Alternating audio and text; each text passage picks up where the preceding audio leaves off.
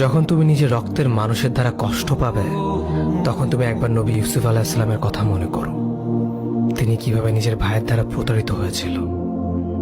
যখন তোমার বাবা মা না বোঝে তোমার বিরুদ্ধাচরণ করে, তখন নবী ইব্রাহিম আলাইহিস সালামের কথা মনে করো। তার বাবা তাকে আগুনে নিক্ষেপ করায় ভূমিকা রেখেছিল। যখন তুমি সমস্যা থেকে পরিত্রাণের জন্য কোনো পথ পাবে না, তখন ইউনুস আলাইহিস সালামের কথা ভেবো।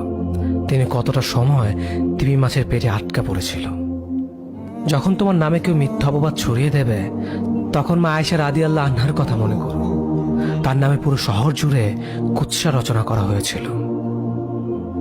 যখন তুমি অসুস্থ ব্যথার যন্ত্রণায় কাঁদতে থাকো, তখন নবী আইয়ুব আলাইহিস সালামের কথা ভেবো। তিনি ভয়ঙ্কর এক ভাইরাসজনিত রোগে আক্রান্ত হয়ে তোমার থেকে বেশি কষ্ট পেয়েছিল। যখন তুমি দিনের কোনো বিধান নীতিতে যুক্তি খুঁজে পাও না, তখন নবী নূহ আলাইহিস সালামের কথা ভেবো। তিনি কোনো প্রশ্ন ছাড়াই মরুভূমিতে নৌকা তৈরি করেছিল।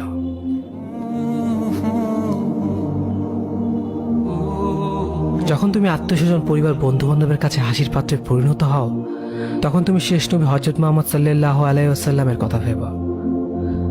রাসূল সাল্লাল্লাহু আলাইহি ওয়াসাল্লাম বলেছিলেন, সবচেয়ে বড় পরীক্ষা দিয়ে সব থেকে বড় পুরস্কার আসে। যখন আল্লাহ কাউকে ভালোবাসেন, তখন তাকে পরীক্ষা করেন, এবং যে এই পরীক্ষাগুলো মেনে নেয়